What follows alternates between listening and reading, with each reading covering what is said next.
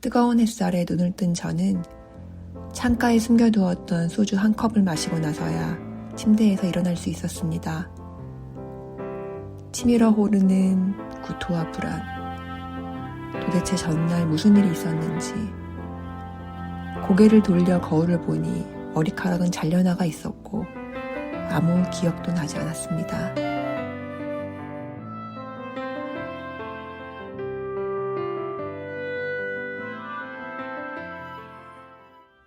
안녕하세요. 저는 AA에서 단주하며 회복 중인 알코올 중독자 김입니다. 2011년 여름, 뜨거운 햇살에 눈을 뜬 저는 창가에 숨겨두었던 소주 한 컵을 마시고 나서야 침대에서 일어날 수 있었습니다. 치밀어 오르는 구토와 불안. 도대체 전날 무슨 일이 있었는지. 고개를 돌려 거울을 보니 머리카락은 잘려나가 있었고 아무 기억도 나지 않았습니다. 온몸이 후들거리고 떨려 견딜 수가 없었던 저는 늘 그랬듯 언니에게 전화를 했습니다. 언니는 말했습니다. 너 몸이 너무 안 좋으니 잠깐만 병원에 입원 좀 하자.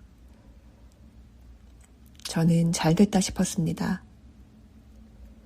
병원에서 요양을 하고 몸이 회복되면 다시 술을 마시리라.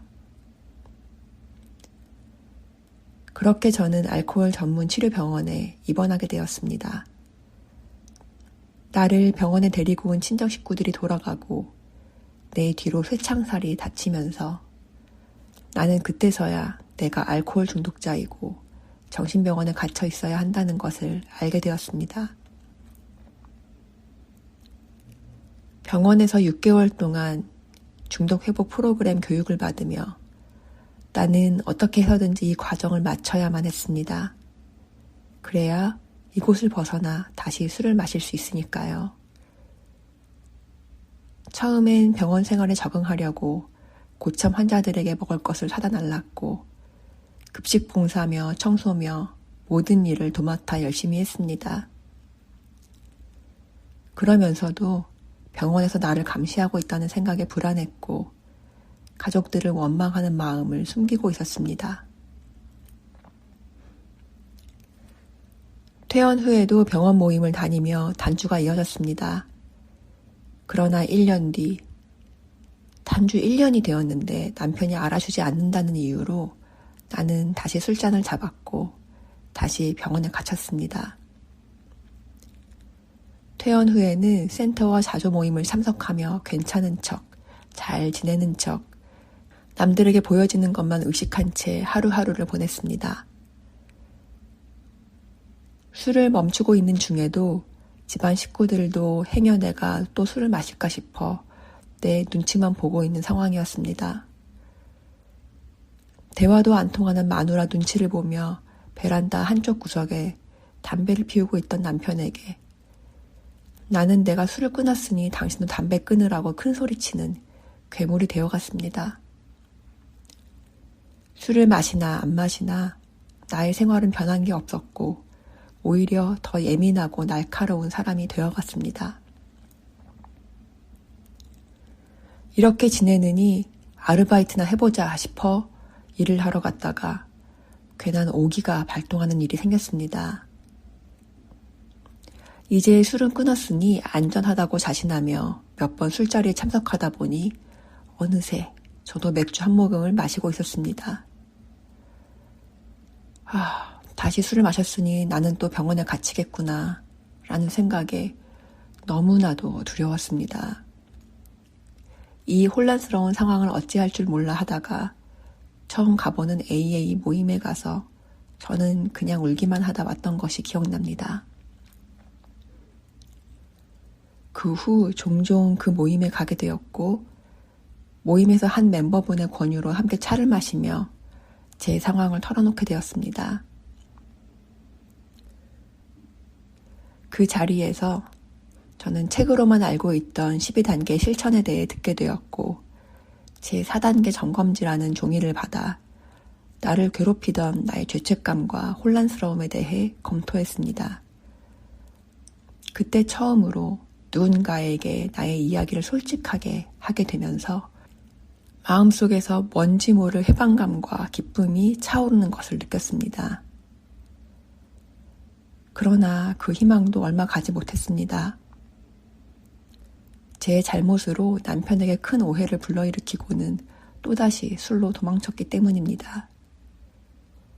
남편에 의해 재입원을 하게 된 저는 부부 사이의 신뢰감마저 사라지고 모든 것이 다 무너진 느낌을 받았습니다. 그 모든 것이 다 내 탓이다. 저는 침대 밑바닥에 숨어 안정제를 받는 시간만을 기다릴 정도로 불안한 상태가 되었습니다.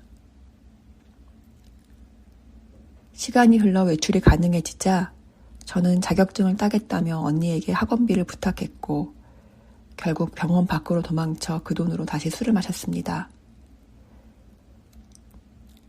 모텔에서 자살 시도를 하다 119 신고로 병원에 갇히고도 병원에서 난동을 부려 강제 퇴원을 하게 되었고 다시 집으로 돌아가게 되었습니다. 그때가 저의 밑바닥이었습니다. 저는 죽는 것도 마음처럼 할 수 없는 소심한 알코올 중독자였습니다. 매일 누워서 안정제로 하루하루를 버티다가 아이들과 남편이라도 살아야 하지 않겠나 싶어 집을 나오게 되었습니다. 다행하게도 우연히 AA 멤버 선생님의 도움으로 거처를 마련하게 되었고 죽더라도 내가 대출받은 돈은 갚고 죽자 싶어 일을 조금씩 하다 보니 또 조금씩 힘이 났습니다. 그리고 다시 AA에 나가 12단계를 실천할 용기가 생겼습니다. 후원자 선생님을 정해 12단계 프로그램을 함께 시작했고 힘들지만 실천에 주력했습니다. 나의 잘못을 검토하고 내가 해를 끼친 사람들에게 용서를 구하고 과거의 삶을 정리해 가기 시작했습니다. 그 과정에서 많은 변화가 생겼습니다. 늘 병원을 들락거리는 엄마의 모습만 보고 자란 아이들이지만 지금의 나는 일하는 엄마이고 힘들 때 전화할 수 있는 엄마가 되었습니다. 소중한 존재였지만 상처만 주었던 남편에게는 드디어 가정사를 함께 의논할 수 있는 상대가 되었습니다. 단지 나는 술만 마시지 않았을 뿐인데 신은 저에게 너무나 많은 선물을 돌려주신 것입니다. 지금 저는 술이 문제가 아니라 내가 문제였다는 한 멤버의 이야기를 가슴 속에 깊이 담고 있습니다. 이 이야기를 제가 하루하루 살아가는 기준으로 삼아서 아장아장 걸음마하는 아이 마냥 이 세상에 발맞춰 살아가려고 합니다. 때로는 빠르게, 때로는 천천히 그것을 위해 우리가 노력하면 항상 이루어질 것이다. 라는 AA의 약속이 생각납니다. AA에 대한 나의 확고한 믿음과 지금의 삶을 살아갈 수 있도록 도와주신 AA 멤버분들에게 깊은 감사를 드리며 제 이야기를 나눕니다. 경험담을 나눌 수 있는 기회가 생겨 정말 감사합니다.